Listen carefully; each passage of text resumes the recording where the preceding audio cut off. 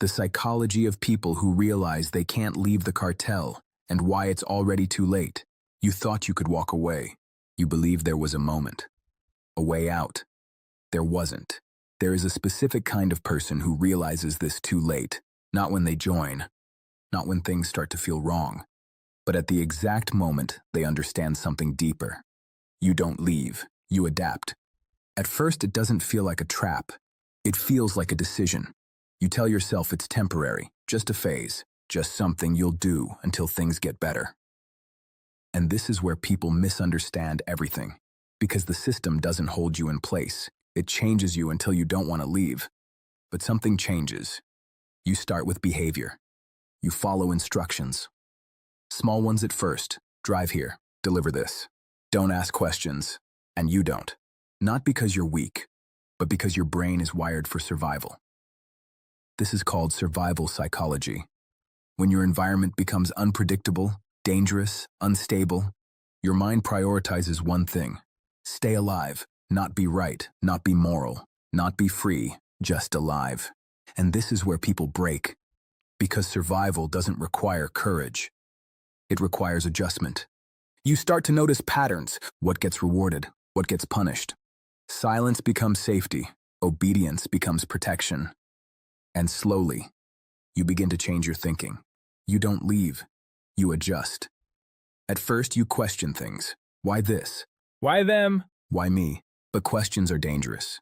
They draw attention. They create friction. And friction gets remembered, so you stop asking. Not consciously. It just happens. You start to think differently. This is just how it works. Everyone here does the same. It's not my choice. And this is where it gets deeper. Because now, it's not about what you do. It's about how you think. Fear conditioning begins. Every action is paired with consequence. You see what happens when someone steps out of line. You hear stories. You witness outcomes. Your brain connects the dots. Obey, right arrow safe. Resist leads to pain. Over and over again. Until you don't need to be told anymore. You don't notice when it happens. But your mind starts predicting danger before it appears. Hypervigilance. You scan everything. Voices, movements, silence. You learn to read people without them speaking, because missing a signal costs too much, and now it's too late. Because this isn't behavior anymore. This is identity. You become the kind of person who survives.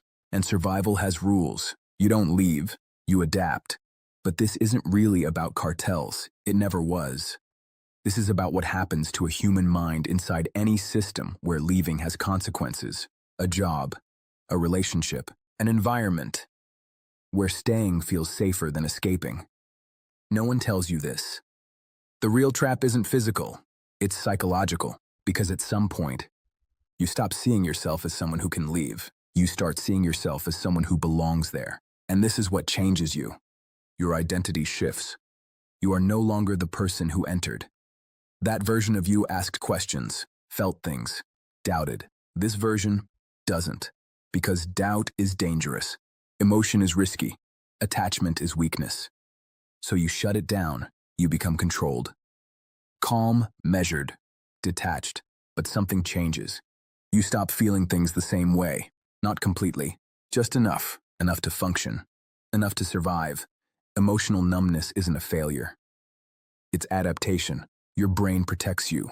It reduces the weight, the guilt, the fear, the conflict. Because carrying all of it would break you. So it removes pieces, and you don't even realize which ones are gone until much later. This part stays with you. You remember moments differently. Things that once felt extreme now feel normal. Violence becomes routine. Silence becomes expected. Distance becomes comfort. And this is where people get stuck. Because once something feels normal, it stops feeling wrong. You don't leave, you normalize. And normalization is the strongest cage. Because it doesn't feel like one, you tell yourself, I can handle this. I know how it works. I'm in control. But control is an illusion. Because the system doesn't need to hold you anymore. You're holding yourself, and now it's too late. Because leaving isn't just about walking away, it's about becoming someone else again. And that's harder than people think. Because who are you without this, without the rules, without the structure, without the constant alertness, without the identity you built to survive? This is where fear changes shape. At the beginning, you fear the system. Later, you fear life outside it. Uncertainty, freedom, silence, because you've spent so long adapting to danger. Safety feels unfamiliar, and unfamiliar feels unsafe. This is the paradox. The environment that trapped you also trained you. You don't leave, you depend. And dependency is invisible. It hides behind routine, behind comfort, behind familiarity. You wake up, you follow the same patterns, you think the same thoughts, not because you want to, because it's who you are now. And this is where people break, not when they're inside, but when they try to leave. Because leaving exposes everything. The silence gets loud, the memories come back, the emotions return, and they don't come back gently. They flood, regret, guilt, confusion. You start remembering things differently, moments you ignored, choices you justified, lines you crossed, and suddenly, you see it clearly, but clarity comes too late. Because you can't go back to who you were. That version of you doesn't exist anymore. This is what changes you. You don't just leave a system, you lose an identity, and most people aren't prepared for that. So they return, not physically, but mentally. They keep the same patterns, the same thinking, the same emotional distance, because it feels safer, even when it hurts, even when it isolates, even when it slowly disconnects them from everything else. Loneliness becomes normal. Not being understood becomes expected. You stop trying to explain yourself. Because how do you explain something that became part of you? You don't leave, you carry it. And this is the hidden cost. Not what you did, not what happened, but what it turned you into. Someone who is always alert, always calculating, always slightly distant. Even in safe places, even with safe people, even when nothing is wrong. Because your brain doesn't reset, it adapts. And adaptation doesn't reverse easily. You start to realize something uncomfortable. It wasn't just the system that trapped you. It was the version of yourself that learned how to survive inside it. And that version is still there. Watching, waiting, protecting, even when it's no longer needed. No one tells you this. Freedom doesn't feel like relief. It feels like exposure. Because now, there's nothing between you and reality. No rules, no structure, no constant threat to guide you, just you.